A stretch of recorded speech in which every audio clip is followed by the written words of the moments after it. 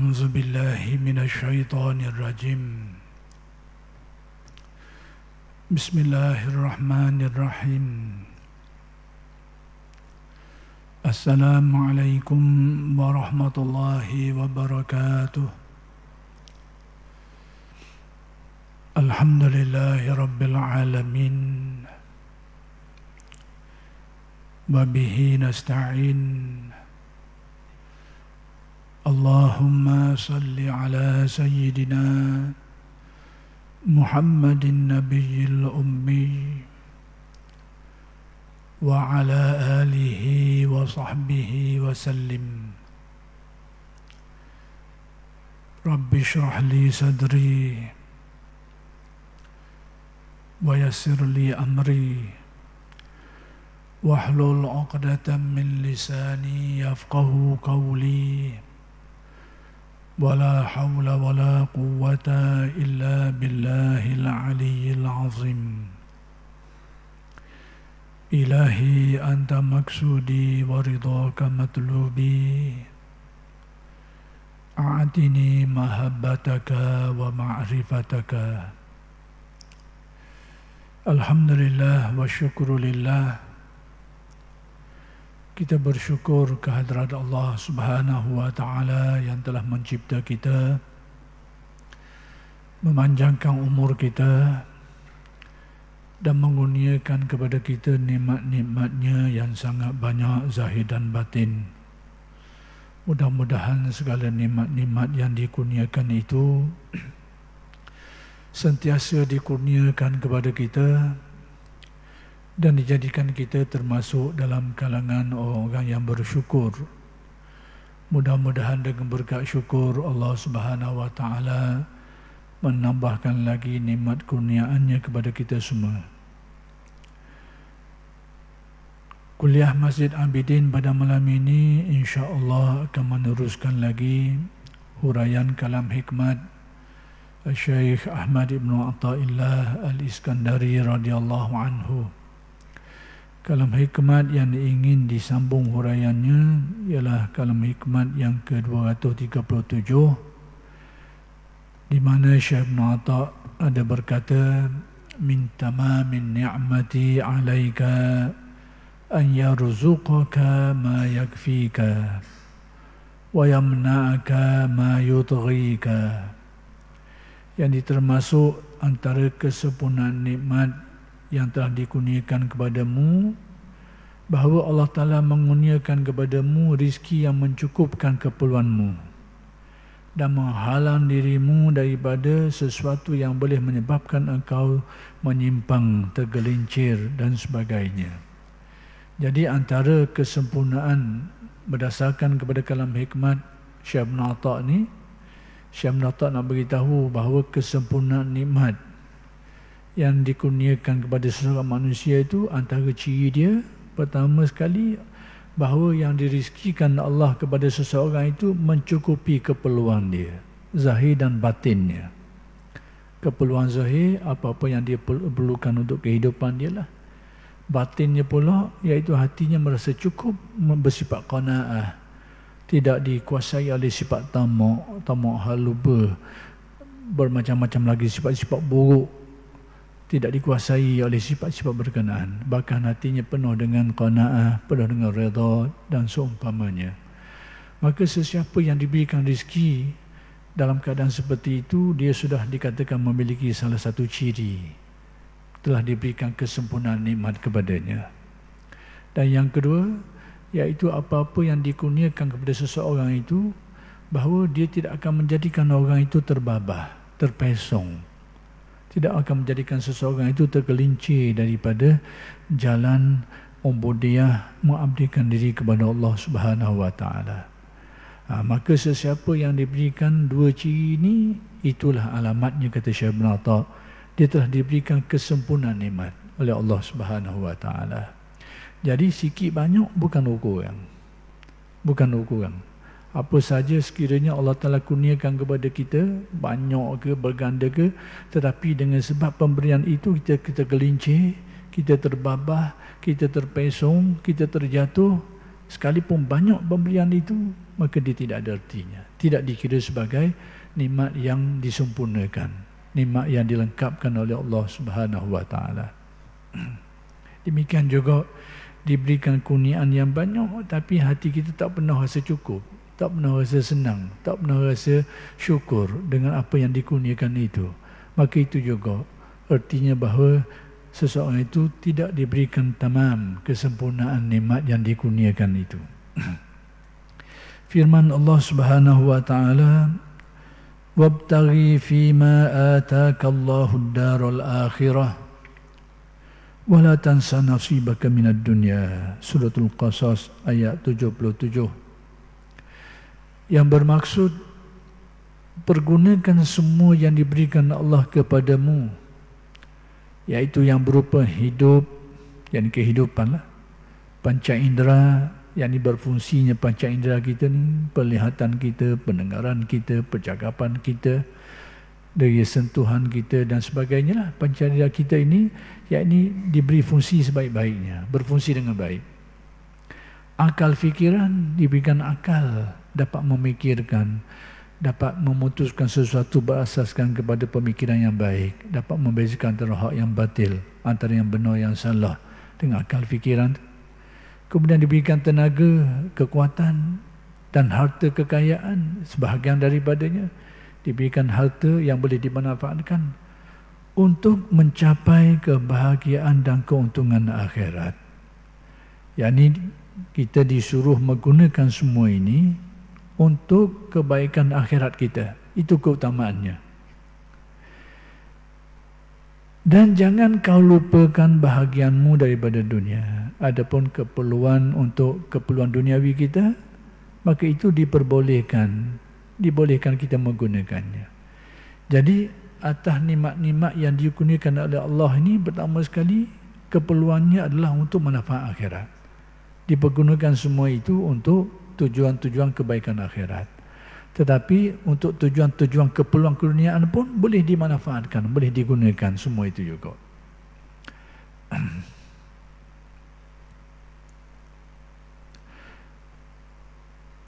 Kepentingan yang pertama dan utama ialah keselamatan akhirat. Itu paling penting sekali. Yang menjadi keperluan kita, yang perlu kita berikan perhatian ialah keselamatan akhirat kita. Dengan nikmat kurniaan yang dikurniakan Allah kepada kita itu, pastikan dia menjadi sebab kepada kebaikan dan keselamatan akhirat. Itu keutamaannya. Adapun dunia, dan keperluan duniawi kita, maka ia sambil lewa juga tidak lupa. Dengan arti maksudnya kita pergunakan dia juga untuk apa yang menjadi keperluan kita lah. Tetapi tidaklah sepenting keperluan yang pertama itu, iaitu kepentingan untuk mendapatkan keselamatan akhirat. Untuk tujuan mendapat keselamatan akhirat, sebahagiannya adalah memerlukan kepada hal-hal yang kita sebut sebagai perkara-perkara keduniaan itu. Tak boleh nak lari. Kita nak menunaikan ibadah haji, perlukan biaya, perlukan pengangkutan, perlukan bekalan. Kita nak keluar zakat pun, nak bersedekah pun, perlukan kewangan juga, perlukan harta kekayaan juga. Demikian juga kita nak beribadah, nak bersolat, nak mendirikan solat Jumaat, perlukan tempat, perlukan masjid, perlukan biaya juga. Jadi pokok pakar tak boleh nak lari dah. Cuma kita diperintahkan supaya menggunakan semua itu, biarlah tujuan besarnya untuk mendapat kebaikan akhirat kita tu. Adapun kemahuan, keinginan kita yang kita perlukan dalam kehidupan dunia itu, maka tidak ada halangannya. Tidak halangan untuk kita gunakan apa-apa yang dikurniakan itu untuk memang keperluan kita, makan minum kita, untuk kesihatan kita, untuk diri kita, keluarga kita dan sebagainya, diperbolehkan, tak ada masalah lah. Sebab sesiapa yang sungguh beramal untuk akhirat, Jadi orang yang beramal bersungguh-sungguh untuk kebaikan akhirat, maka dunianya terjamin untung dan puas. Jadi orang yang memberikan tumpuan kepada akhirat, maka hal-hal keduniaannya itu akan terjamin keuntungan dan kepuasannya, perolehannya. Jadi kalaulah seseorang itu menumpukan perhatian kepada akhiratnya, urusan dunianya itu insya-Allah terjamin. Insya-Allah akan mendapat kepuasannya, ketenteramannya, kebahagiaannya. Sebaliknya, jika amal usahanya hanya untuk dunia, orang yang tumpuan hidupnya, tumpuan hatinya adalah untuk semata-mata keduniaan, maka baginya tidak bertambah dari ketetapan Allah. Maksudnya ketetapan yang ditetapkan oleh Allah ke atas dirinya itu tetap banyak tu juga. Tak nak lagi dah tu. Memang itu sudah takdir dah. Tapi dan akhiratnya rugi. Itu dia. Kerugiannya adalah bahagian akhirat. Jadi orang yang menumpukan perhatiannya, kalbunya, tumpuan hidupnya itu kepada kepentingan duniawi semata-mata, memang dia akan dapat apa yang sudah ditakdirkan lah, tak lebih tak kurang. Tapi di mana kerugiannya? Bila tumpuannya kepada urusan keduniaan, kerugiannya pada bahagian akhirat. Tapi sesiapa yang menumpukan perhatian kepada akhiratnya itu, bahagian dunianya itu tidak akan kurang juga, kerana sudah ditakdirkan untuk diri dia. Cuma lebih dia akan dapat kebaikan akhirat. Jadi tinggal lagi menjadi sebahagian daripada usaha kita, kasbu kita, untuk berusaha menumpukan perhatian apakah kepada dunia atau kepada akhirat. Kalau kita memberikan tumpuan kepada urusan keakhiratan, manfaat dunia pun boleh, akhirat pun boleh juga. Tapi kalau kita memberikan tumpuan kepada urusan keduniaan semata-mata, manfaat dunia itu sudah tentu boleh lah, kerana menurut apa yang ditakdirkan. Tapi bahagian akhirat, kita kerugian. Itu saja. Maka di sinilah agama kita secara umum dan tasawuf secara khusus menganjurkan kita supaya memberikan tumpuan kepada urusan keakhiratan. yakni menjadikan kurniaan-kurniaan Allah yang dikurniakan kepada kita, yang hakikat sebenarnya sudah ditakdirkan untuk kita, gunakan dia untuk manfaat-manfaat kebaikan-kebaikan akhirat. Jadi kalau kita gunakan itu, kebahagiaan dunia pun kita dapat, kebaikan akhirat pun insya-Allah akan dapat. Tapi kalau kita tumpukan perhatian hanya kepada keperluan dunia kita, semata-mata untuk urusan keduniaan kita, keperluan duniawi kita, kita akan dapatlah menurut apa yang ditakdirkan Allah. Tak nak lagi dah. Tetapi kerugiannya pada bahagian akhirat kita tak tahu. Ini perlunya, pentingnya kepada innamal a'malu binniyat. Sesungguhnya segala amalan manusia itu adalah menurut niatnya. Perlu niat yang betul, perlu gerak hati yang betul, perlu tumpuan hati yang betul. Dan inilah yang menjadi medan fokus tumpuan yang diberikan di dalam pengajian ilmu tasawuf. Diberikan penekanan lebih kepada membetulkan gerak hati. Sebab apa? Gerak hati itulah yang akan memberi harga kepada amalan-amalan kita yang lain. Gerak hati itulah yang menjadi tempat tilikan Allah Subhanahu wa ta'ala. Jadi dalam keilmuan tasawuf ni, ilmu tasawuf ni, antara tumpuan utamanya diberikan kepada membetulkan gerak hati manusia itu. Bukan perkara lain tak penting. Jangan kata pula ahli tasawuf duduk cara berhati je. Jangan gitu. Fokusnya situ. Tetapi sekalipun tumpuan situ, dia ada berkait dengan hal-hal lain lagi.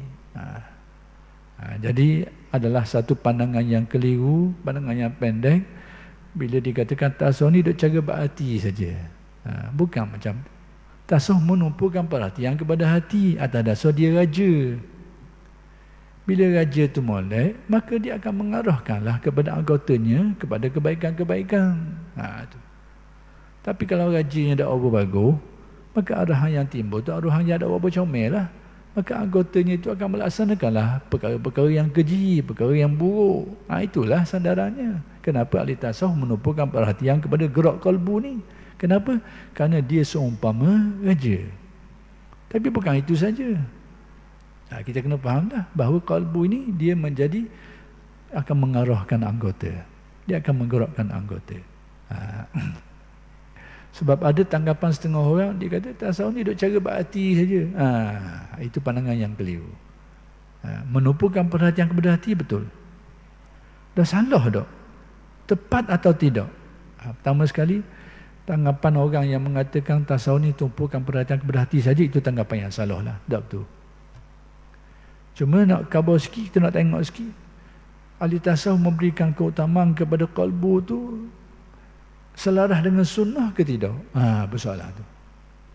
Selaras tak dengan sunnah? Memberikan perhatian ke arah benda tu. Ternyata banyak hadis yang mendukung. Banyak hadis. Saya nak beri contoh. Hadis yang mendukung. Kenapa apa yang disebut diberikan perhatian oleh ulama tasawuf dalam membina qalbu ini sesuatu yang selaras dengan syarak. Pertama sekali hadis yang biasa kita dengar. Iaitu yang biasa kita sebut, yang banyak disebut lah. Iaitu berkenaan dengan qalbu ni, di mana Nabi SAW bersabda, inna fi jasad ibni adama mudghah idza saluhat saluhal jasadu kulluh wa idza fasadat fasadal jasadu kulluh ala wahyal qalbu. Sesungguhnya dalam diri manusia ini ada segumpal daging lah, jantung manusia, qalbu manusia. Apabila baik bahagian itu, maka baiklah seluruh anggotanya. Apabila rosak bahagian itu, rosaklah seluruh anggotanya. Ala, ketahuilah bahawa itu adalah hati. Ala wahyal qalbu. Jadi aspek zahir pun gitu juga. Kalau jantung kita bermasalah, dia akan bawa kesan kepada anggota kita orang lain lah. Secara fizikalnya. Secara maknawinya, dan itulah yang dimaksudkan di sini. Apabila qalbu manusia, hati manusia, ruh manusia ni rosak, dia mengakibatkan kerosakan dalam aspek kehidupan manusia lain. Tindakan dia, perbuatan dia, gaya berfikir dia, macam-macam semua akan jadi rosak. Tapi bila qalbunya itu baik, murni, bercahaya, maka dia akan membaikkan semua aspek kehidupannya lain. Tindakan dia, perbuatan dia, gaya berfikir dia, muamalah dia, macam-macam lagi lah. Semuanya akan jadi baik. Jadi memberikan tumpuan kepada qalbu seperti yang diberikan perhatian di dalam ilmu tasawuf, ternyata selaras dengan hadis ini. Bagaimana pula dengan kerosakan? Tengok contoh lain, beroksa lagi. Rosak sini dia akan merosakkan dua lain lagi. Contoh macam mana? Bila ada seorang sahabat tanya Nabi, ara'aita man ghaza yaltamisul ajra wa zikra. Ya Rasulullah, terangkan. Berkenaan dengan orang yang terlibat dengan perang. Perang ni perang bersenjata lah, perang ma'rakah. Ini perang secara fizik. Orang yang terlibat dengan perang jihad ni. Ara'aita man ghaza yaltamitul ajra wa zikra. Tapi yang dia cari, yang menjadi tujuan di sebalik semua ini, ada dua perkara. Al-ajra, dia menginginkan upah, harta, nak kawut harta, dapat keuntungan, nak bolak tu, nak bolak ni. Ni satu. Yang kedua, zikra, nama. Dapat nama, dapat kedudukan, dapat pakat, dapat itu, dapat ni. Yang bergerak di sebalik aktiviti ini mendasari dua perkara ni. Cari harta, cari kekayaan, nak bolak kekayaan, nak bolak harta benda dan macam-macam. Yang kedua, nak cari nama, cari kedudukan, cari pakat. Ini yang mendasarinya. Malahu. Ditanya Nabi, apa yang akan dia dapat? Kata Nabi, ya boleh benda. Apa jawapan Nabi? La syai'a lahu. Kalau orang tahu rahsia bahasa Arab ni, panggil la nafiyah lil jinsi ni. Tidak ada sesuatu pun yang dia dapat. Kalau bahasa Terengganu kok, tak boleh skepeng. Skepeng tak ada. Skepeng ni sesen pun tak ada. Ni penafiyatul la syai'a ni nafi berapi, tak ada sikit. Orang tahu tak ada skepeng, tak boleh benda. La syai'a lah. Tengok. Penampilan zahirnya baguslah, terlibat dengan jihad fi sabilillah. Tapi yang mendasarinya dua perkara ni, hak rosak perkara ni. Nabi kata la syai'a lah, tak boleh benda. Sehingga sahabat ni mungkin rasa tak puas hati, tanya sekali ulang pertanyaan yang sama. Mungkin barangkali begitu begini adalah Mungkin rasa macam dak sabar ke guana ke. Takkan dak boleh sikit. Kau ni mati ke diri tu.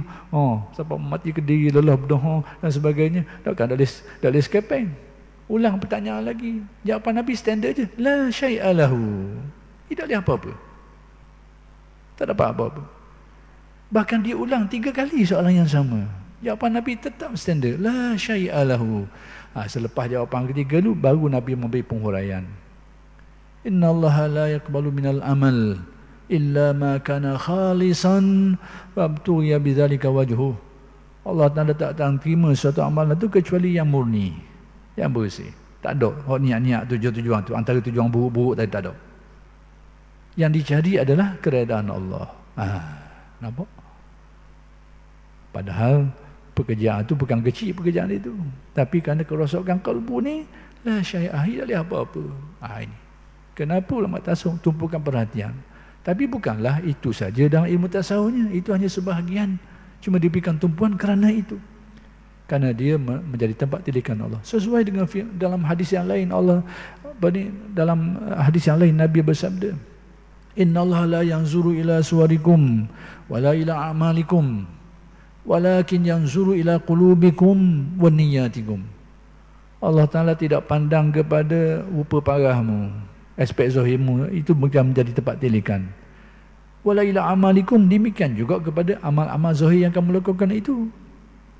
Amal-amal zahir ni banyak ke sikit, bertimbul-timbul ke, itu juga bukan tempat tilikan, nilaiannya. Walakin yanzuru, tapi yang menjadi tilikannya, tempat penilaiannya ila qulubikum wan niyatikum au kama qala.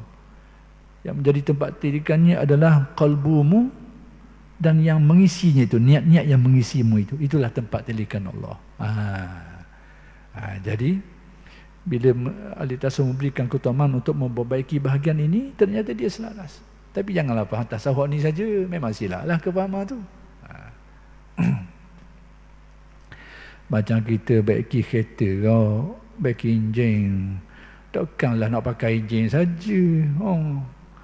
Baiki enjin tu nak sedap jalan, servis itu servis ni supaya apa? Sedap sikit tekan minyaknya. Orang tak baiki enjin, sekadar enjin tu saja, dak badam dia enjin tu saja. Takkan nak pikul tak belakang. Orang baiki tu nak suruh kereta tu sedap jalan. Itu maksudnya.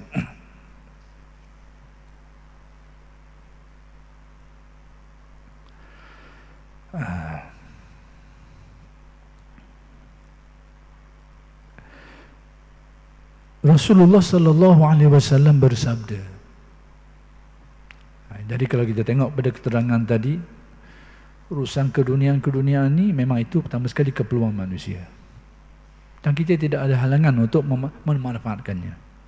Cuma tinggal lagi yang akan menentukan baik buruk ni niat kita tu. Apakah kita gunakan dia untuk manfaat akhirat atau tidak? Itu saja. Masing-masing sudah ada bahagian masing-masing. Yang perlu kita perbaiki sebagai tuntutan syaraknya adalah memperbaiki bahawa dunia yang kita dikurniakan itu biarlah mendatangkan manfaat kepada akhirat kita. Rasulullah sallallahu alaihi wasallam bersabda, bukannya kekayaan itu dengan banyaknya harta benda, tetapi kekayaan yang sesungguhnya ialah kaya hati atau tenang jiwa. Teks Arabnya itu, laisal ghina an kasratil aradi wa innamal ghina inan nafsi. Bukanlah hakikat kekayaan itu disebabkan kerana banyaknya harta dan pemilikan. Sebab apa? Kerana dalam persepsi manusia kita ni, orang ramai kita ni, orang paling kaya, orang paling banyak harta lah. Orang paling banyak pemilikan dia. Banyak harta, banyak pitih, banyak tanah, banyak rumah, banyak itu, banyak macam-macam jenis banyak hartanya. Itu kekayaan menurut kita. Tetapi petunjuk kenabian lain. Sehingga Nabi kata bukanlah orang yang kaya, sebenar-benar kaya itu orang yang banyak pemilikan ini.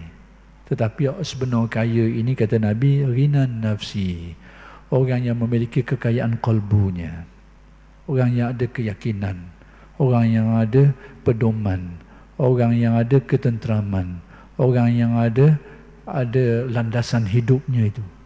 kebahagiaan hidupnya, pegangan hidupnya, keyakinan hidupnya. Inilah orang paling kaya. Dan kalau kita perhatikan, kita akan nampak kebenarannya itu. Berapa banyak kita dapati orang yang kaya tetapi tidak pernah berasa ketenteraman dalam hidupnya. Berapa banyak kita tengok orang yang memiliki kekayaan tetapi akhir sekali kekayaan itu dia sendiri pun tak dapat memanfaatkannya. Berapa banyak orang yang memiliki kekayaan tetapi kekayaannya itu akhir sekali menjadikan dia memilih jalan ringkas, jalan singkat, mengakhiri hayat dengan membunuh diri dan macam-macam. Banyak kikih macam ni. Di mana silapnya? Apa yang kurang? Ternyata yang kurang bahagian kalbu yang disebut oleh Nabi. Mungkin itu sudah berjaya dimiliki. Sudah ada itu, sudah ada ini, milik itu, milik ini. Tinggal lagi belum berjaya untuk manajemen kalbunya itu. Gagal dalam manajemen kalbu, dalam mengurus kalbunya, mententeramkan jiwanya, membetulkan haluan kalbunya. Gagal di situ. Lalu tidak ada pedoman hidupnya. Lalu hidupnya tidak terarah. Hidupnya itu tidak ada ketenteramannya, tidak ada kebahagiaannya. Tidak ada tempat bergantungnya, tempat berpaun tidak ada. Akhir sekali macam-macamlah boleh berlaku. Na'udzubillah min zalik. Tersebut di dalam kitab-kitab yang dahulu, disebut dalam kitab-kitab yang terdahulu ini, kitab-kitab yang diturunkan kepada nabi-nabi yang sebelum inilah. Yaitu Allah berfirman yang bermaksud, sesungguhnya seringan-ringan hukuman terhadap seseorang alim. Orang alim pun kena hukum juga. Tengok. Orang alim ni, kalau dia soleh, dia memberi manfaat yang banyak kepada manusia. Tapi kalau dia toleh, dia akan mencelakakan sejumlah manusia yang ramai. Bahaya. Na'udzubillah. Alim ni nur, cahaya. Kalau dia bercahaya molek, dia akan memberi banyak kebaikan kepada manusia. Tapi kalau cahayanya itu beracun, dia akan memusnahkan sejumlah orang yang ramai. Na'udzubillah, ini berbahaya. Jadi seringan-ringan hukuman terhadap seseorang yang alim itu, jika ia condong kepada keduniaan. Alim, tetapi kalbunya rosak. Na'udzubillah. Kita minta berlindung dengan Allah supaya kita jauh dari semua ini. Alim tapi kalbunya rosak. Apa kesan? Ilmunya itu akan dipandu oleh nafsunya untuk tujuan nafsu. Kan jadi macam tu. Dan itulah antara alamat-alamat akhir zaman. Alamat akhir zaman. Ilmu dipandu oleh nafsu. Maksudnya ada tujuan yang tersirat, tujuan nafsu yang buruk tersirat di sebalik ilmu. Kadang-kadang na'udzubillah, kita minta berlindung jauh supaya Allah jauh kita dari semua ini. Kita berlindung supaya jauh.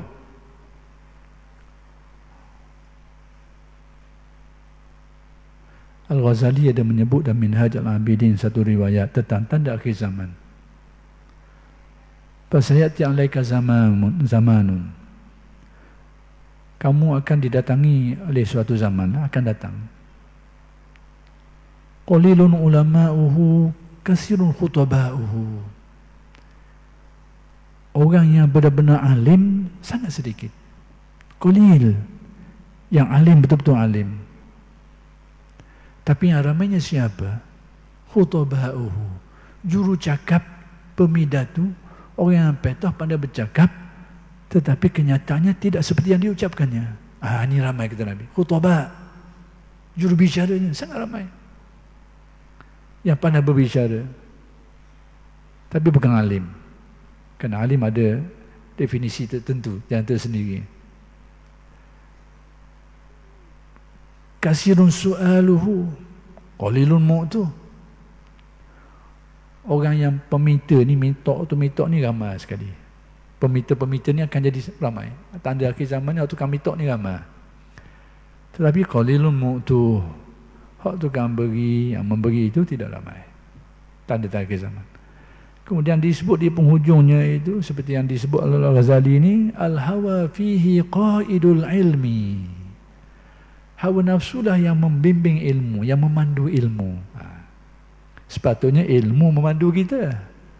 Ilmu itu menjadi nur yang akan memandu diri kita ni, pandu akal kita, pandu nafsu kita, pandu jiwa kita ini. Tapi di zaman ni al-hawa, hawa nafsu yang pandu ilmu. Artinya apa? Ilmu itu akan digunakan untuk tujuan-tujuan yang buruk, tujuan-tujuan yang jahat, tujuan-tujuan yang berselindung kemahuan-kemahuan nafsu yang buruk di sebaliknya itu. Akan digunakan ilmu-ilmu ini. Na'udzubillahi min zalik. Mudah-mudahan kita jauh daripada semua ini. Baik. Sesungguhnya serengan-rengan hukuman terhadap seseorang alim jika ia condong kepada keduniaan, bagi orang yang alim tapi hatinya itu dikuasai oleh condong ni, maksudnya mengarah kepada ke dunia lah. Kalau tidak dikuasai sepenuhnya pun berat situ. Berat situ. Berbanding dengan pengabdian dirinya kepada Allah. Kemahuan mencari keduniaan itu lebih besar. Berbanding untuk mengabdikan diri kepada Allah tu, kalau hak tu lebih besar, disebut dalam kalam ni, hukuman dia apa benda? Akan aku cabut daripadanya kelazatan bermunajat kepadaku. Hilang kemanisan ibadah. Hilang kemanisan.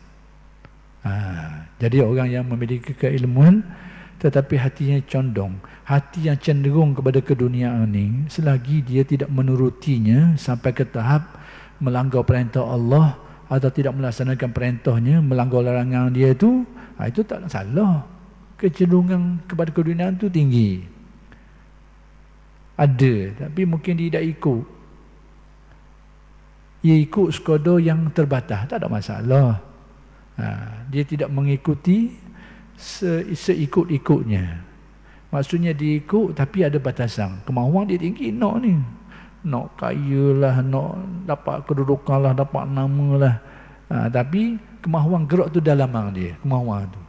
Tetapi dalam mencapai benda tu dia tak ikut cara yang salah. Dari segi ni, selagi tak bercanggah dengan syarak zahir ni, tidak dikira dosa lagi. Tapi dari segi tasawufnya, kecenderungan itu perkara yang buruk. Sebab apa? Dia macam baroh. Baroh ni main duduk dalam. Tak timbul lagi. Jadi selagi tak timbul berat, tak siapa ke taksir dia, mungkin tak timbul masalah lagi. Dia boleh hidup molek lagi, dia boleh makan minum lagi, dia boleh tidur enak, tidur lena lagi. Tapi bila banyak dah lalu, ia berat, akhir sekali dia boleh mengakibatkan kematian dan kerosakan organ dan sebagainya. Itu tambah. Jadi sama juga kalau kita dikuasai oleh kecenderungan nafsu yang kuat, keduniaan yang tinggi. Kalau sekadar mainan dalaman saja dulu tu, dari segi zahir syarak tak salah lagi. Selagi kita tak ikut dia tu, yang mana nak ikut kemahuan dia tu, kita kena langgar perintah Allah atau buat benda yang dilarang atau sebagainya. Selagi tak sampai tangga tu, maka dari segi zahir tak dihukum salah lagi. Tetapi penguasaan keinginan yang buruk dalam hati tu, dari segi tasawufnya, dia tu dikira buruk. Buruk sebab apa? Macam tadilah. Baroh selagi ia tak teruk lagi tu, sekalipun tak sampai ke tahap teruk, tak sampai ke tahap ia tak boleh nak jalan, tak sampai ke tahap ia tak boleh makan, tapi benda tu dia nyakit. Nyakit. Dan kalau dibiarkan lama-lama sampai ke tahap, dia akan borak. Bila borak, dia akan bawa keburukan. Sama jugalah kecenderungan tadi tu. Selagi tak bawa manusia melanggar perintah Allah, maka tak ada halangan lagi. Tapi benda ni buruk ni, dibimbangi. Tak lama lagi, ia akan mengakibatkan perkara-perkara yang di luar jangkaan kita. Na'udzubillahi min zalik. Jadi, disebut dalam kenyataan ini, serengan-rengan hukuman orang yang alim yang hatinya cenderung kepada keduniaan ni, yang mengingat keduniaan tadi ni, maka dia akan hilang kemanisan dalam ibadah dan bermunajatnya. Na'udzubillahi min zalik. Mudah-mudahan Allah jauh kita daripada semua ini. Demikianlah kalam hikmat Syekh Ibn Atta' yang ke-237.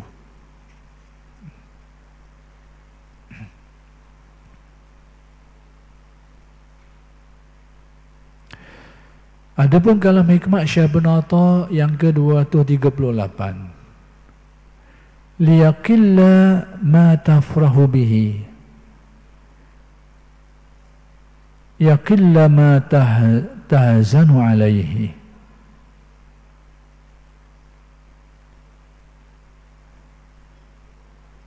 Kurangilah kesenanganmu dengan dunia, supaya berkurang pula kedukaanmu pada dunia. Baik. Apa nasihat yang ingin disampaikan oleh Syekh Ibn Atta' pada kalam hikmat yang kedua tu 38? Syekh Ibn Atta' kata, kesenangan kita terhadap dunia itu kurangkan sikit. Hati yang masih senang dengan keduniaan itu kurangkan sikit. Sebab apa? Supaya berkuranglah duka citanya terhadap dunia itu. Guana? Apa benda maksud dia ni? Kita ni sudah tentu duka cita ni bergantung kepada kecintaan kita, kesukaan kita terhadap sesuatu tu. Dia gerahnya sama naik. Dia macam jongkang-jongkik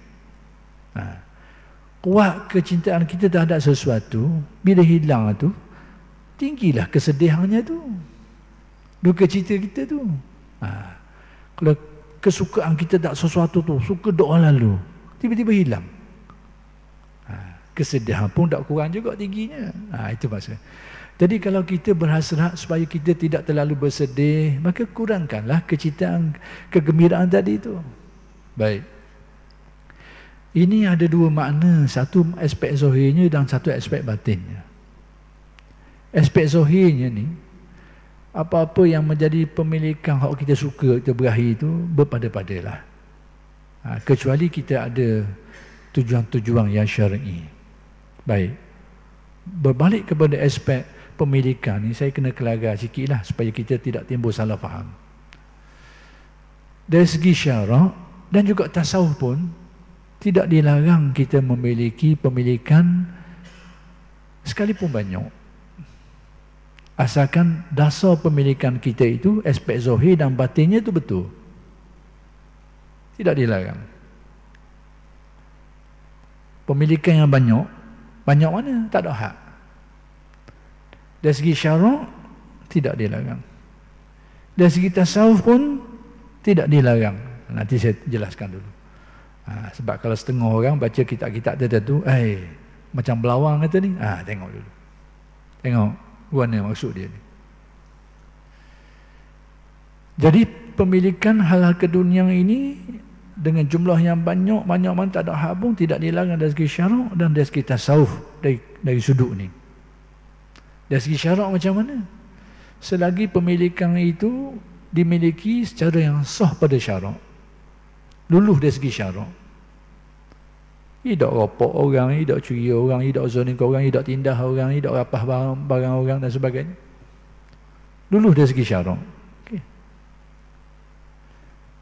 Aspek zahirnya luluh. Aspek batinnya pula, iaitu pemilikan dia itu bukan atas dasar kerana ketamakan terhadap benda-benda itu. Bukan atas dasar tamak, bukan atas dasar sombong, bukan atas dasar bangga dengan semua benda-benda itu. Dia miliki semua itu ada dasar dan perancangan yang betul. Tak kira lah macam-macam lah. Masing-masing tidak sama. Kalau kita orang kampung, macam kita ni orang kampung, duduk orang kampung seorang, keluarga pun tak ada, ataupun ada satu keluarga, anak seorang dua, mungkin tak panjang mikir. Kita mikir untuk makan minum kita lah, keperluan keluarga kita, anak-anak kita, sekadar tu lah. Sampai sini kena. Sikit je nak tambah. Tapi bagi orang yang contoh dia jadi ketua kampung, yang mana tanggungjawab dia banyak kampung dia ni. Ni nak keperluan madrasah, sekolah dia, sejid surau lagi. Mungkin lainlah keperluan dia tu. Tanggungan anak isteri tu biasa macam orang lain. Tapi ini keperluan-keperluan masyarakat dia ni. Perlukan pendidikan kampung dia. Perlukan apa saja, banyak keperluan orang ramai ni. Dia kena mikir belaka ni. Maka lainlah.